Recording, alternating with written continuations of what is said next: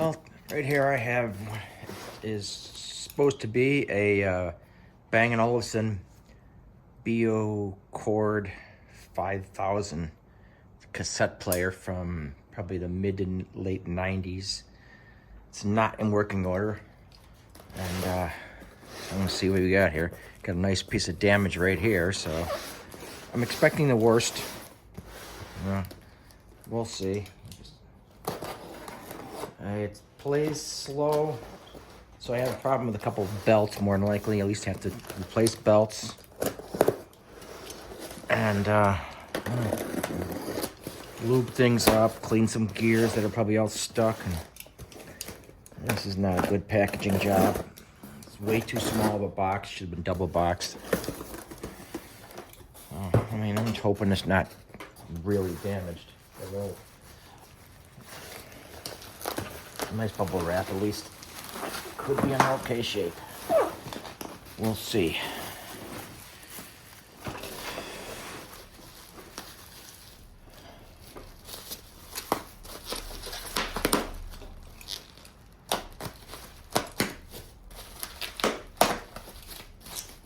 I got this on eBay.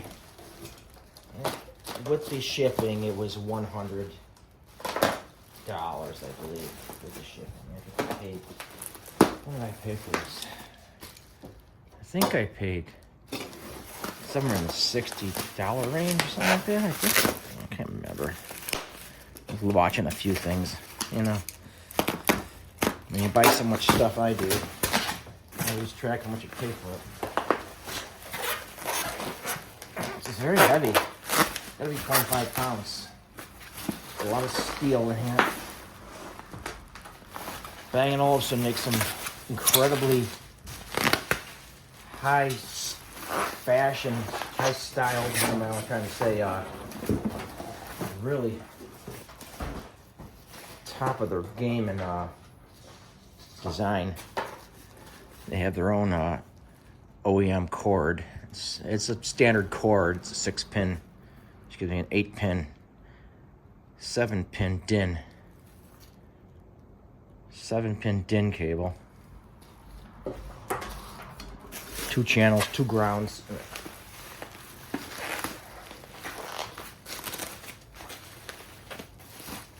And a separate ground. Okay. Alright. The bottom looks okay. It's not cracked, destroyed. On the top. It's got some, got a little dent here, but it's not too bad. A little kind of a scratch right along here. Looks like it's kind of indented, like something ran across there at one point, but this is aluminum, and this is plastic. There's the front of it. Bang & Olufsen Beocord 5000. And this, I'm gonna pull this bubble wrap out of the way and I'll show you. The entire cassette player is inside. It does open with the motor, but I can probably open it manually. Maybe. Maybe not.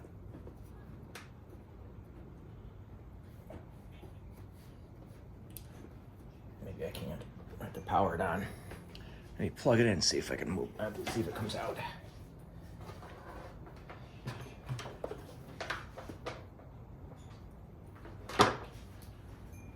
Okay. All right,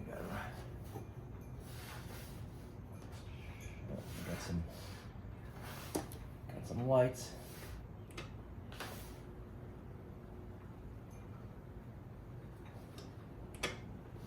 All right, the open button. Hello. All right.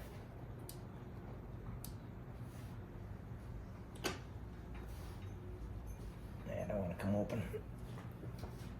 There's a belt drive that opens it, a motor that spins and turns open, but it doesn't want to open, so I'm gonna have to take it apart to get it to open. Like it's trying to start, but it just won't.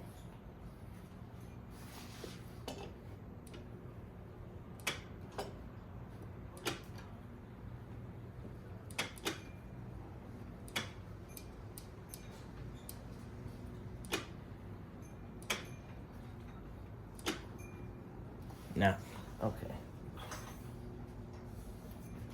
Well, time to take it apart. Okay, so this is Jesse. I'm working on that Bang & Olufsen Beocord 5000 cassette player. I reassembled the entire thing, basically. And after I changed all the belts I had, I still have one belt coming, but it's functioning as it is right now. My level indicators are working. You got you can control it all from here, or you can open the cassette. Right now it's closed, but the top is on, so you can. It's always open. You can open it like that. Put a cassette in. You can close it, and you can play. Hit stop. You got that's play.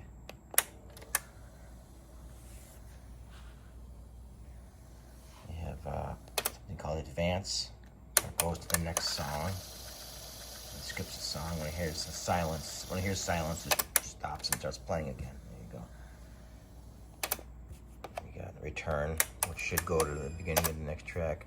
But you can still get a little bit of slippage here. I hit this button, it doesn't want to go sometimes. That time it went. Once in a while it won't go because the one belt's still loose. So I'll wait on that belt. It'll be here in a few days probably. I can play again.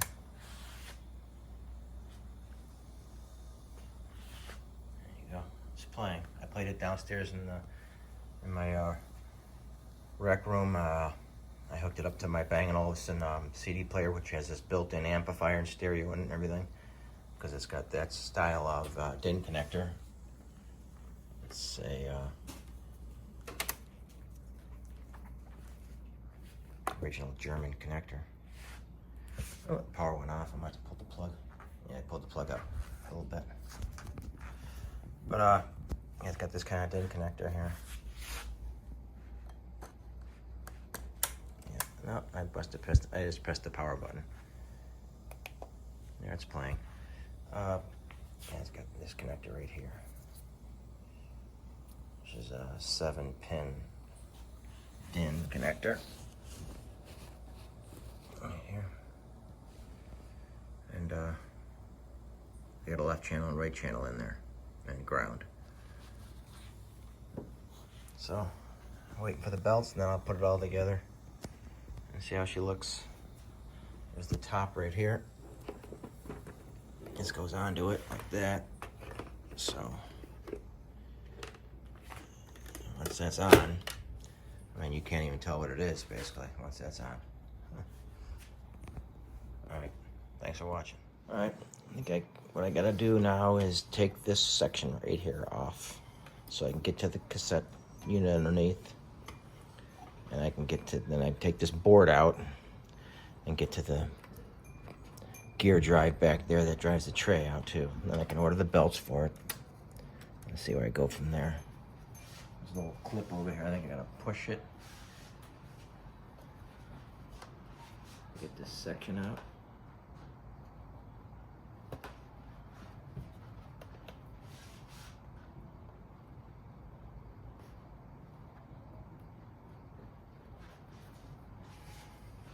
All right, I got mostly all of it apart.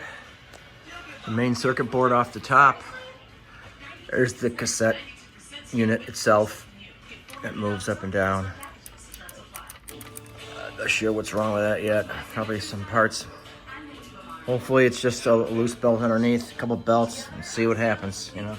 Don't know if I'm gonna be able to fix it or not. We'll find out. And there's another belt. There's a belt right there on this big spool you see right here. That spindle.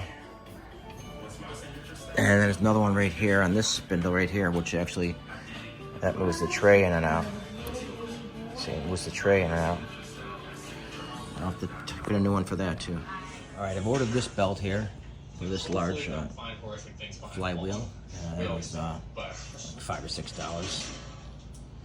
It's 150 millimeters folded length. And this belt here, I had one that fit on it really good. This is what drives the tray in and out.